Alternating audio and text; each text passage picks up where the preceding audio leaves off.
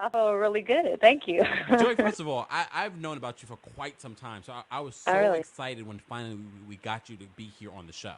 Awesome. Thank you. So, Joy, first of all, for those that aren't familiar with who you are, can you just give everyone a quick little about what you've done in the business? You know, from the singing to the songwriting. Well, I am a singer turned songwriter. A lot of people are a Mm. songwriter turned singer. I kind of discovered that I could write songs later. Mm-hmm. And so I've been writing songs, and I've written songs for Christina Milian, Angie Stone, Brandy, Mary, um, music, just the list goes on from there. I've toured with Kanye West for 5 years, Wow. did Coachella with Dr. Dre and What? Snoop and Tupac's Hologram. Okay, let's take a since we haven't spoken to anyone that was there. What was Okay. that experience like with the Tupac Hollogram? Did you know that was going to happen? Yeah, I did. We actually had to rehearse the timing of the whole situation Mm-hmm. but for like a week or so. Oh wow. We were rehearsing in a big, huge hangar, and it was intense. It was crazy. They had to get the timing perfect and have Snoop stand, the right amount of feet away from the hologram so it looked, super real. And Yeah. it was dope. It was amazing to see how dedicated Dr. Dre is to his craft, Mm-hmm. and it was really inspiring for me since I'm, working on my first album. It's called Magic, Mm-hmm. and I was just looking at him like, man, you've been doing this like way before I was born, and you're still here all day. Before we get here, you're here when you're still staying when we leave. Like you're Wow. really in it. You know what I'm saying? He didn't just have people doing it for him. You know what I Mm-hmm. mean? There were his ideas and his vision that he was bringing to life. I thought that was amazing, And and to speaking see of the crowd react to it was crazy. yeah, most definitely, I'm still just in awe of that. But Yeah. but speaking of some great people that you've worked with, we just spoke about Dr. Dre, but you also mentioned that you toured with Kanye West for 5 years. I mean, Yes, I did. Kanye. I mean, we've talked about Kanye last week with Selena Johnson. What are your thoughts on the genius that is Kanye West? Kanye is, he is definitely a creative genius. He definitely is a great person. He's open-minded. He's helpful. Like he definitely was instrumental in helping me being more confident in who I am as an artist and not be Mm-hmm. afraid to go after what I want. Yeah. And it's really really cool to see him just soar the way he has because I started with him. You know what I mean? Yeah. Like on his first big tour. So to see him grow from there is really remarkable. What was the best advice that he gave you? And in preparation of your new album Magic coming out, what was the best advice that he gave you that you're taking and that you've taken into how you perform, how you create music, that kind of thing? I'm sorry, my phone cut out. I didn't hear the first part of your question. Sorry You, about that. no, no problem. Being around Kanye for so long, hmm what kind of advice did he give you that you've taken, to put into the new album Magic, and also, when you're performing? Um, Definitely told me don't take no for an answer and Mm, don't let anybody tell me who I am as an mm-hmm. artist. You know what I Yeah. mean? Be who I am. Don't be afraid to be that, and don't let people that don't like what I'm doing or what I'm presenting or the way I'm creating stop me from doing what I envision. Mm-hmm. And I think that's the most valuable lesson that any artist could really grab a hold to because a lot of times it's hard not to be insecure when you have like a team of people telling you yes that's cool or no that's not because you want to please people and especially being a new artist you're coming out for the first time so you want it to be right and everything so you have people around you that have done it before and so you're like oh maybe they're right maybe I should listen to them but a lot of times that gut feeling you know exactly what is going on Mm-hmm. within you so it's best to just go with that. For those that that aren't familiar with who Joy Starr is, who is Joy Starr, and how would you describe the music? Joy Starr is um, a person that is loving, is all about pixie dust and making people fall in love and being being happy and skipping through fields of love. Oh. You know what I mean? You know what I mean? And the music is I call it art and beat. Mm. It's Mm. it's nothing. I've ever heard before. It's hard for me to describe it as a listener because it's coming from me. Yeah. But when I let people hear it, they're like, man, I haven't heard this before. And I like to call it art and beat because it's just what I felt over a beat. It's not like a specific genre. Like every song is not R&B, quote unquote, or a hip hop or a pop or whatever sounding song. It's just really coming from my heart. You know what I mean? Just blank canvas is the music, and the art is my lyrics and my melody. I thought, the story behind the title of your new album, Magic, was really cool. Can you share Thank everybody you. that story? Oh, okay. Well, I had a dream. When I repeat it, it's like funny to me now, but it's really true. I had this dream that I used to dream about Michael Jackson quite often, and he'd give me these little talks, and he'd always, like, I would always imagine in my dream that he would be coming by my bedside to wake me up, but of course I'd be dreaming. And so this particular time, he, comes by my bed in my dream, and he's like, hey, you should name your album, you should name it Magic. And I immediately woke up, and I called my brother at Warren Campbell at I don't know, it was like 3 o'clock in the morning. He didn't answer the phone, so I stayed up. I stayed up all the way until he woke up. It was like 10, 11 o'clock, and he finally answered the phone. I'm like, man, I'm calling my album Magic. He's like, okay, well, why? Like, because Michael Jackson told me to call it Magic, so I'm calling it Magic. And it stuck. I think it's a great title. It's a great description of what I want to present. It's like, when people hear my music, I want them to feel magic. I want them to feel empowered. I want them to feel like something is sparking within them to follow their most amazing dream that they have about themselves, Mm-hmm. You mentioned that you had quite a few dreams with Michael Jackson in them. What other advice has Michael given you in your dreams? And what does Michael look like in your dreams? Does he look like the 1980 something Michael or the 2000, Michael? This is so funny to me. I mean, he looks the same, like we all remember, and he I mean, I haven't had this dream in a while, but I had it for like 2 weeks straight, seemed like, and he'd always come by my bed like, hey, you want to dance? Let's dance. Oh, like, all right, and then he'd be telling me something about, some story or something like, you got to be more confident. You got to like this is your time, and it was always some type of it really sounds advice. Cool though. yeah. Don't tell nobody though. And, oh well, okay. Right, exactly. We'll keep Everybody's it between listening. us. If you guys just tuned in to TK, I think Kemp is Friday. I'm live here with Joi Starr for the very first time. She's here on our show. First of all, Joi Starr, how did you get your name? Okay, my name, it all started when I went on tour with Kanye. I was in a frame of mind where, I'm used to people calling me Warren's little sister. Like, aren't you Warren Campbell's little sister? Like, I just had no name. So at the time, I'm like, man, I don't want people to associate me with my brother. Like, I love my brother. He's a musical genius, everything like that. But I want to, stand on my own. You know what I mean? I want to see people like me and like my voice, not because they like my brother. Like, oh, then now they're listening. You know what I mean? Mm-hmm. So basically, that's how that name came about. And Kanye hated it at first. He wanted to call me Joi Campbell. And so when he would announce me at the end of the show, he'd say Joi Campbell. And I remember getting pissed off one night. And I don't even know who he was talking to. I'm sure it was some celebrity. And I just walked up to him. This is like the second night of the big tour.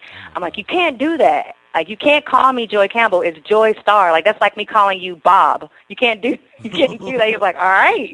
Like, I'm serious. Don't call me that. Like, it's Joi Starr. And he's like, all right. If I like Joi Campbell, you need to utilize, your last name. Like, your brother is dope. Like, you need to associate yourself with your brother because, I'm like, nah, I don't want to do that. You got to call me Joi Starr. And from there on, he respected, my decision and called me Joi Starr. Well, speaking of your brother, who will be here on KEMPIRE Radio for our Behind the Songs, but speaking, your brother is legendary. He's worked with so many artists. But what advice has your brother given you, to prepare you for you as the artist? Okay, well, he basically tell me stop being so shy because I look like a weirdo when people come up to me and say hi because I get really kind of nervous and stuff. And that was one of the main things because I have or used to have an issue with being in crowds and like settings where there's a bunch of people I don't know. Wow. And I'm still kind of coming out of that a little bit. Like I can sing in front of thousands of people, that's fine. But like a small group, I get really freaked out. Wow. So that's kind of interesting to me too. That and to just write songs and stay focused on the task at hand, which is my album. How did you fall into getting to start writing? How did that start for you? Well, I was actually in school studying biology and, Ooh. all the cool nerdy things that people, don't like. I love science and math a lot, and I was just trying to figure out a way to drop out of school, and my parents wouldn't let me.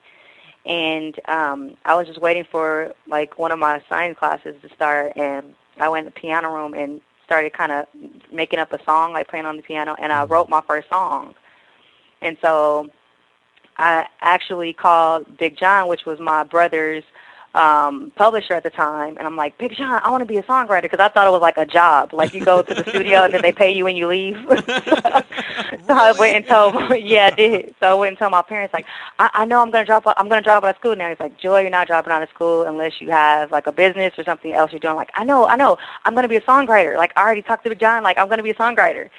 Yeah. So that's you had one song. Yep, and I got a publishing deal off of that one song, Wow. my first song. Yep. Wow, that's amazing. And then you've gone on to write for so many people. And a big popular song that a lot of people know you for, and Brandy retweeted it the other day. Oh, cool. You wrote Who I Am for her Aphrodisiac album. Yes, I did. How did that song come about? Mind you, like I said, I'm a singer turned songwriter, so I wasn't really into being a songwriter at all. I didn't like writing songs.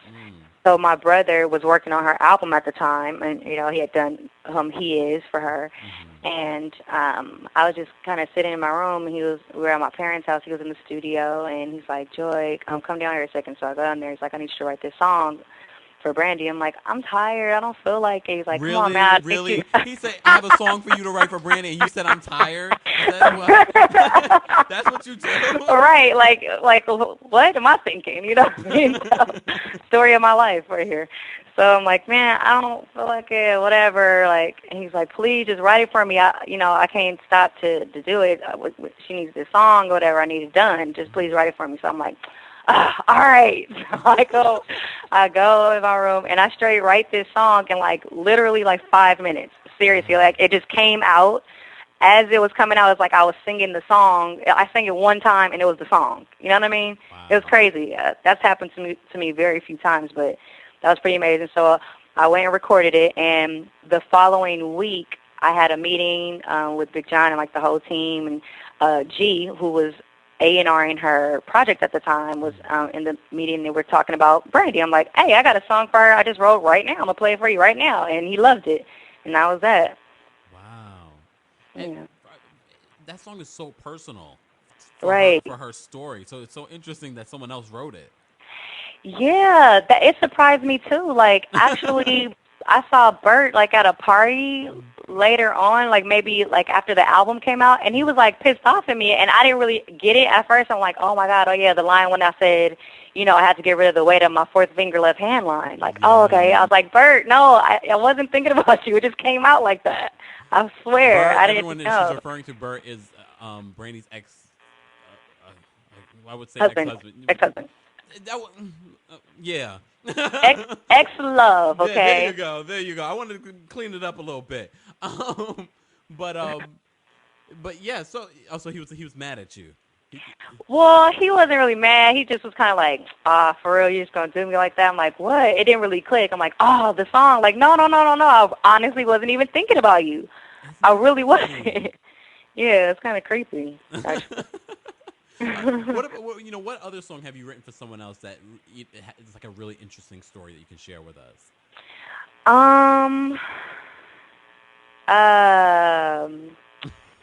Let me see. There's so many stories. It's like it's hard. It's hard.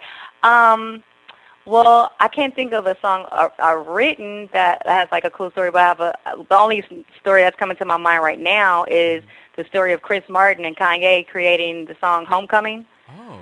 And it was my brother's track actually, and we're in London at Abbey Road, and Coldplay had a concert there that night, and so we're just hanging out in the studio, and I'm actually trying to help Kanye come up with the hook and everything like that, and so Chris Martin comes in the studio, like they already have the hook. I kind of drift off and they end up writing it or whatever. And then Chris Martin comes in and he's like, "Oh man, it would be dope if you got on this song." And he's like, I don't really feel like I would sound good singing that, and and they're trying to convince him for about 15 minutes. He's like, "No, I don't know." And I was like, really, all you have to go in and do is try it, and if you hate it, just we'll just take it off. Like, but I think you sound great. And he was like, "You think so?" I'm like, "Yeah, you sound really great. Like, like the way you sing and the way your tone is, you sound really great. You should just try it." And then so he's like, "You know what? I'm going to try it." And Kanye gives me the thumbs up, like, "Thank you." Like, yes. So that's a cool story. And so then I called my brother. I'm like, "Hey, oh my God, Chris Martin is about to get on your song." He's like, "Really?" I'm like, "Yeah, we in London right now." It was amazing. Wow. Joi Starr is here, Yeah. y'all. Magic. When is Magic, your album, coming out? Sorry, what you say now? No. Look, who's interrupting our interview? It's a lot going on in my life right here. I have the nieces and nephews running around. Oh. We're getting ready for How Sweet the Sound. Erica's singing tonight. It's like a lot going on. For those that aren't familiar with the whole connection, so Warren Campbell's your brother. Warren's married to Erica from Mary Mary. Yes. So in were you on an episode of Mary Mary, their reality show? Yes, actually, my listening party was on the show, the first season. They might be still taping the second season right now, but yeah, I was on the first season. And that was really cool. And I remember you also in Brandy's and Ray J's reality series as well. I saw you at the party, at the reception, at the office. The opening of the office. I was like, "There go Joi Starr." Yeah, came out to support them. Brandy called me to come to to support the opening of their office, and I went to support. Well, Joi Starr, anytime we have singers come here on the show, we ask them to sing a little bit of something. Can you sing a little something for us? What would you like to hear? Oh, Yellow. I love that song. Oh, okay. Let me see. Let me think of it. Look at the stars. Look how they shine for you and everything you do, 'cause they're all yellow. I drew a line for you, and all the things you do, there was all yellow, yellow. Okay, there you go. Yes, Joi Starr. Joi, so Magic, when can we expect the Magic album to come to us? When it is ready. Like I really want to put everything I have into this album. It's my first album, so I don't want to get ahead of myself and get anxious and just throw it out there because I've been wanting to put music out for so long. You know what I mean? Yeah. I still feel like there's music in me that needs to go on this album, and I don't want to stop until I really express everything, exhaust everything I feel, then put it into this album because it really means a lot to me, Most definitely. So hopefully that'll be soon, like maybe top of the year or anything, somewhere in there. But I'm like, I gotta get it right. I could even put it out now and be, happy with it and satisfied with it. But I would feel like I'm doing myself and the listeners a disservice by not putting those last few songs I feel like I have in me on my album. And is there? Because I'm sure you're working with Warren, of course. Are there? Yes, I am. Are there other producers that you're working with? Augie Ray, he's really dope. Is new up and coming producer. He's really amazing. I love how he expresses himself, and him. And I've also I've had some people I'm thinking about working with as well. So that'll be surprises to me too, because I get stuck in my own world, and so yeah, we'll see. Right. Miss Joi Starr here on KEMPIRE Radio's TKIF. Joy, when the album comes out, you have to come back. Thank you. I will. And I we're definitely will. and we're gonna play one of the songs from the new album Magic. It's called "I'm Not Bleeding." Yeah. Can you tell us a little bit about the song before we play it? This song is for any and everyone that has ever experienced having a hater. Screw the Mm. haters. Ooh, that's like we can relate to that. Joi Right. Starr here on TKIF. Thank you so much, Joy. Have a wonderful night. Thank you. You as well. I appreciate it. Everybody, here's Joi Starr with "I'm Not Bleeding." TKIF.